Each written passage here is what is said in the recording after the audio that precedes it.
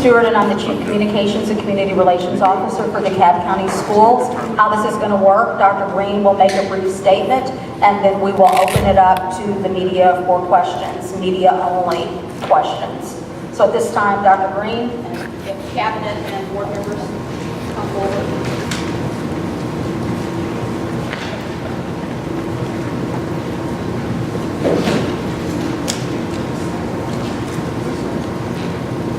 Good morning. Let me first say that the DeKalb County School District has as its first priority and top priority the safety and well-being of our students. Bus drivers play a key role in maintaining that safety for our students. And it's for that reason, both myself, Board of Education represented here today, and we as DeKalb County School District officials, we will continue to meet and collaborate with our bus drivers to iron out and address concerns, etc. At a recent meeting just a few minutes ago this morning, in fact the meeting is still going on, we spoke with groups of bus drivers about valid concerns they had. And on Tuesday I had met with more than 350 of our bus drivers to allow them to ask questions and share their concerns. So we will continue along that collaborative pathway to try to address concerns as best we can regarding retirement and benefits and other kinds of things. We have listened, we will continue to listen, and more importantly, we will remain committed to addressing the concerns as we can to make sure that our learning environment and our service to our students is beneficial to all. But for those bus drivers, first of all, for those bus drivers who came to work today, and let me just share with you, because I understand that some of those bus drivers were threatened by their peers. Their cars might be vandalized if they chose to come to work today. So they came to work today under those circumstances. To those bus drivers who came, many of them who met with me just a few minutes ago, I applaud and I appreciate, and I say thank you for stepping forward. And you demonstrated that you felt that it was a higher priority than a list of demands, that you be here for our children and not put them in harm's way. You have shown the district good faith by addressing your concerns without sacrificing your duty. And you have recognized that education is not just a career field, but it is a higher calling. For those bus drivers who opted not to come to work today, you have willingly put our students in harm's way. And that is a big issue for me and this board and this administration. This is not acceptable and will not be tolerated.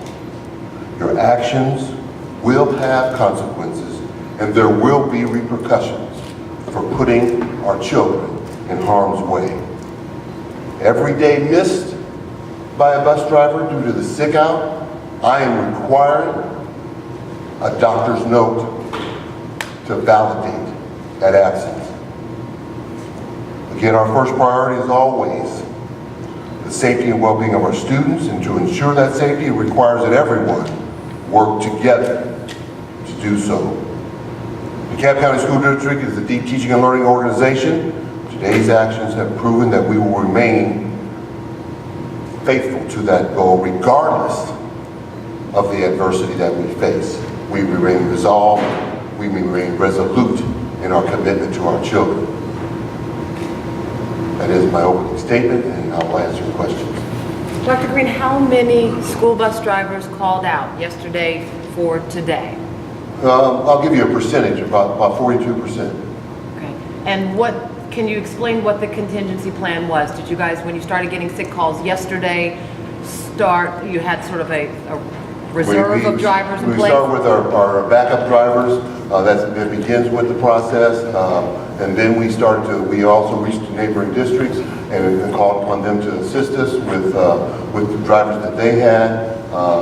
We also reached out to third-party vendor companies and asked them to show up and assist us. And so we began to fill in what we needed to move forward once we knew that this was imminent. We had some calls and spoke to some parents today at different locations who said they ended up bringing their children to school or making some other arrangements because a bus never arrived.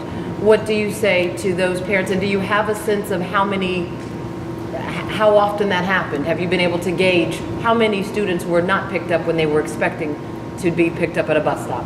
Don't have the exact number. What we were looking at was about an hour delay as a result, and so we were trying to get the message out that please be patient with us and expect delays, particularly this first day of this. But to those parents for whom their child may have been left at a bus stop or whatever, I apologize. That is totally unacceptable, and we will not tolerate that kind of circumstance. And so we will do everything we can to squeeze down the time that anyone is at a bus stop, and also now we will rally and make sure that we get more time to pick up. So Dr. Green, for those drivers who do not have a doctor's note and they are out for these 3 days, what sort of repercussions will they face? The policy and the standard that I have within my authority could range from a variety of different things, from reprimand to termination. When and how was the district made aware of the bus driver's concerns? Well, I mean, some bus drivers who did not want to participate in it actually told us. When and how? They told us about 2 or 3 days ago we got wind of this perhaps occurring, and we again sought every effort to try to come to an understanding and create a pathway, which we're going to continue down that pathway of collaboration. In fact, even in the meeting today, several of the bus drivers apologized to me for their colleagues' behavior, that they did not want to be a part of that. Will there be an adjustment to the school day schedule? You're talking an hour delay. How do you make up that missed time? Not necessarily through the school day schedule. We did have to make adjustments to testing. This is a testing window. We did have to move testing back as a result of today's circumstance and make some adjustments going forward even into next week. We've made those adjustments, and we built those in as contingency anyway, but we actually had to put that contingency into action. So I understand there have been meetings with bus drivers. Yes. And the concern was that there wasn't actually a negotiation when it came to pay. Is that something that is on the table right now? Are you discussing that? There's conversation. I don't know what to call it. There's not collective bargaining, and so there's no negotiation necessarily, but there is conversation and collaboration around various things. And there's a long list of things, not just pay, et cetera. And as I indicated earlier, some of the things, what we talked about today were the things that we can attack within the next 2 to 3 weeks. So we collaboratively looked at and prioritized around what can we do immediately that's on your list so we can take action right away. Some of the things we're going to have to bring experts into the room who have expertise in certain areas so we can take a deeper dive. And so we are planning our next meeting within the next week or so. Is there a plan to raise wages at any point in the next foreseeable future? Well, that's in the context of a compensation and class study that we're looking at right now, because a raise here, also we have to look at our cafeteria workers, we have to look at other staff, et cetera. So that has to be done in the context of the entire district and the board. I have to bring a recommendation to them, and they would expect me to have done that kind of research about what is the impact and what does it mean for others in our district, not just an isolated group of employees. What are some other demands on your list besides pay?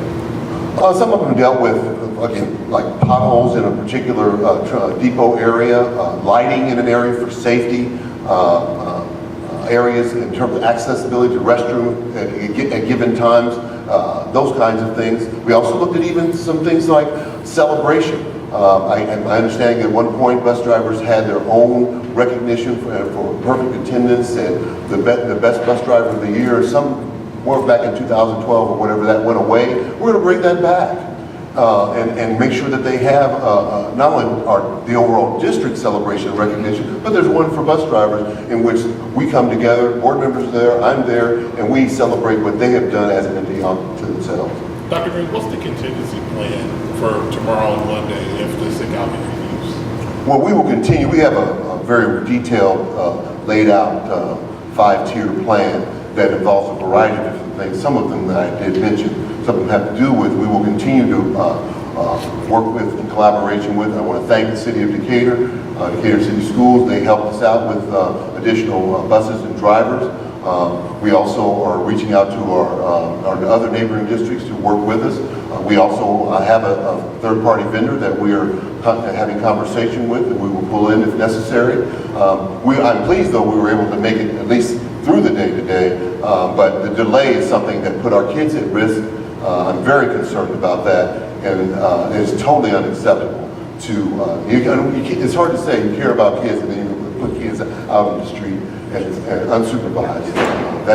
That's something that weighs heavily on my heart. So looking at this afternoon, you have more contingency plans in place, more bus drivers? When can parents expect to see their kids back home if they're at work or they're not in a position to get off? What does this afternoon and tomorrow morning really look like? Well, it's easier, and we can control it a little bit more when we have the students already with us rather than picking them up at bus stops. And so, because that's a little bit more scattered. So they're in our school, we can implement that distribution a lot more efficiently, if you will. And so we don't expect there to be many delays there.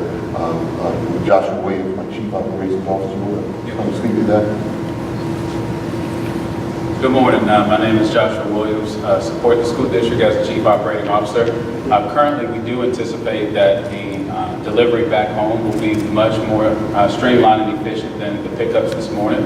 We see that if there is a delay, we will make sure that the schools recognize that, and we'll be able to push that communication directly to those parents with those students that may need a 30 or an hour delay. But we do not anticipate at this time that the impact to our afternoon distribution or sending those students back home will be as challenging as it was this morning. If you call out sick in the county as a bus driver, is there a time by which you are supposed to have called out? Is that 6 o'clock, or what time is that? And how much lead time do you have to prepare for what tomorrow will look like, and how many substitute drivers you need?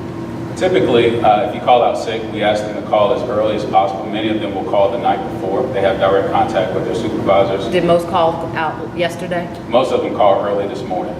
So as they called out early this morning, we were able to quickly pivot. We already had, as Dr. Green mentioned, we had already had sub-drivers on hand, and they all came in, and we also had additional resources from the City Schools of Decatur, and we thank them for their support, as well as other staff that were in-house that also had CDLs and the appropriate certifications that are needed. So we put our supervisors, and we also put some of our other staff members who have those requirements, who meet those requirements, on buses as well. So were each of the normal bus routes this morning serviced with the use of sub-drivers, or were there some routes that simply weren't serviced this morning? Or did the district manage to cover everything just with a delay for some students? Yes, ma'am. We covered everything with the delay. And what we also had was a number of buses that finished their route that went back to pick up additional students off routes that they normally wouldn't have. So the largest delay for a student this morning, if they did wait for a bus, was roughly an hour, is that right? Based on our records, that's basically the time frame that we And received. what do you want parents to do tomorrow and Monday if they have to be at work at a certain time and they don't want their children to be standing at a bus stop for an unspecified amount of time? What do you advise to parents? Do you advise dropping them off, holding them back from school? What's the advice from the district for parents who think, okay, well my child may be picked up at some stage, but I'm uneasy about them waiting at a bus stop for 10 minutes while I get to my job, or you know what I mean? What's your advice to parents? Well, my advice would be if while we go through this, if they have the means to go ahead and transport the child to school, that would be the safest and best secure way. I'm all about safety. But if they are not able to, then we're going to tighten down that timeline. This is just day one. It's like opening school again. And so we will tighten down that timeline. And we will, if they build in a time for delay and they can't absorb that, then we will pick the child up within that period of time, whether it's a half an hour tomorrow or 45 minutes. Do you, sorry. Oh, sorry. Quick question. What if this does turn into a 3-day strike? What happens then? What's your message to the bus drivers? Well, strikes are illegal. And so that is a legal issue that has legal consequences. Do you know at this stage how many absences throughout the school district there were today? How many children didn't actually get to school because of maybe their parents deciding it was safer for them to stay home or anything like I that? do not have an official number on that right Are now. you getting any anecdotal word from schools about larger than normal absences as a result of this, or do you anticipate that there will be larger than normal absences over the next couple of days as a result of this? I think there will be larger absences than normal. I think that will diminish over the next few days, tomorrow and Monday. But today, this first day, I think there are probably more absences. And- I'm just guessing though, it's speculating. If a child is absent from school because their parents were concerned about them getting to or from school as a result of this issue, will they receive disciplinary action, or will there be any penalty for the parent or the child as a result of that? No. And you mentioned you were pushing testing to different times to right. So Correct. no one's going to be, sort of or adversely affected in regards to the Right. testing. The testing in the morning was moved to the afternoon. By the afternoon, we had everyone who was going to be there. And Dr. Green, what are the things the bus drivers say they're concerned about? Retirement, particularly Social Security. In some cases, they say they're not getting that taken out of their paychecks. And they almost have no retirement by the time they're done. Some of these drivers, as you know, work for 20, 30 years. Is that something you can verify? How is their retirement set up right now? Well, they have a retirement system, a pension plan, and it's a pretty good one. But I think there's some dissatisfaction with that, and their dissatisfaction is real. And so I am compassionate and concerned, and willing to, with experts, go down the pathway of problem solving. What that might look like if they did receive a different retirement package. Same way with the other concerns that they had with regard to compensation and other kinds of things. I'm certainly willing to explore and look at it. I don't know if I can come up with a solution. I think we need other experts at the table, and what I would do is want to make sure that I have all the facts on the table and the expertise weighing in. And that's what we talked about in today's meeting, that there are certain concerns that they have that we need expertise in the room to make sure that if we solve one problem, we don't create another. So in your mind, does continuing the strike hurt them or help them? Continuing the strike actually does hurt them, seriously so, if they want to be employed in DeKalb County School District. Do you know whether or not the DeKalb County School District pays comparable wages to bus drivers than, say, bus drivers in Gwinnett, Fulton, Cobb? Is it, comparable, or is it that DeKalb bus drivers feel like they're getting a worse deal than some of their peers or their colleagues in other districts? Let me go on record right now. Thank you for that question. Our pay is comparable, in fact, better than many of the neighboring school districts. And if you look at whether you're looking at 5 years, 10 years, 20 years, we've already done the benchmarking. Our pay is quite comparable, slightly behind Cobb, but right there or with or above the other neighboring districts. So despite the fact there have been concerns by DeKalb school bus drivers since, say, 2015 in regards to their compensation, you feel that they're being paid and treated fairly and as other school bus drivers are throughout Metro Atlanta? If they're talking about the compensation, no, retirement may be another scenario, but the compensation that we provide for our bus drivers, we've looked at the numbers. The numbers don't lie; they are accurate, and we feel comfortable that the pay is comparable. Has the district got any idea or projections about what a 2% pay rise for bus drivers or a small pay rise for bus drivers would cost the district annually, and whether that would be, feasible?